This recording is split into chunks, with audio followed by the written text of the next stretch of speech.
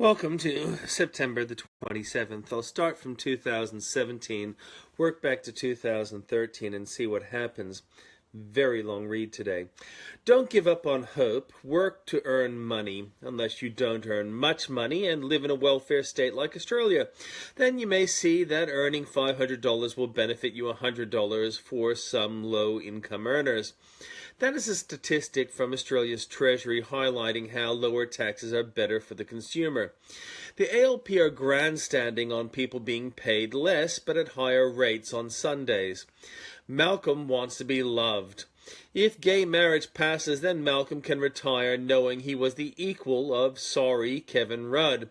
Meanwhile, a New York Times journalist, Stephen Greenhouse, is concerned a volunteer child got FaceTime with President Trump for mowing the White House grass via Morgan Begg.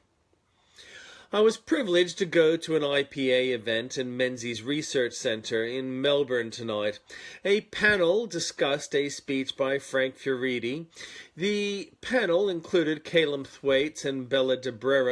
The issue discussed was the curtailing of thought at university by identity politics.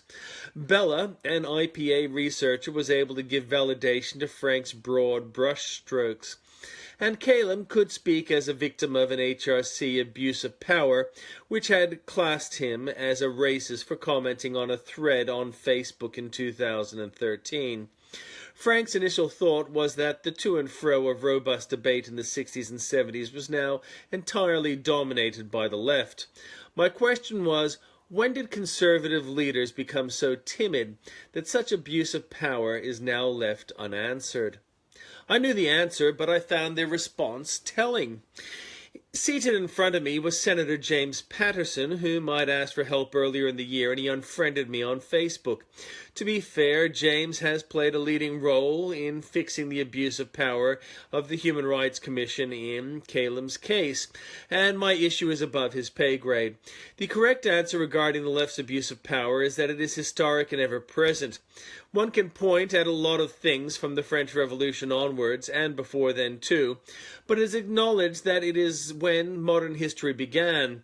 However, conservative leadership failing to address abuse of power like that committed by the HRC on Andrew Bolt and on the university students is recent and directly attributable to Malcolm Turnbull.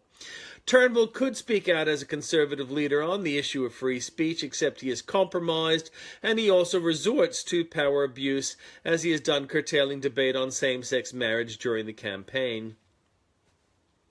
The left-wing run universities because conservative leaders let them.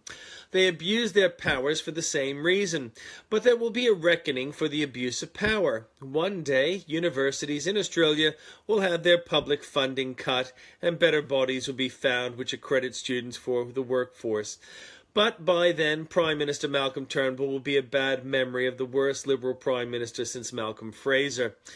Caroline Glick, Israeli writer, wrote movingly of an Arab journalist friend of hers whose life is threatened. At issue as a Jordanian opposition leader, she had hoped would put a strong case for Jordan being part of a two-state solution. The UN stance on Israel is appallingly bad and highlights a lack of conservative leadership too. But in reply to her accusation, the opposition leader gave a Turnbull-like response, which almost said Caroline was right, but so what? Caroline could not prove anything, but she doesn't need to prove anything when she has been given a confession.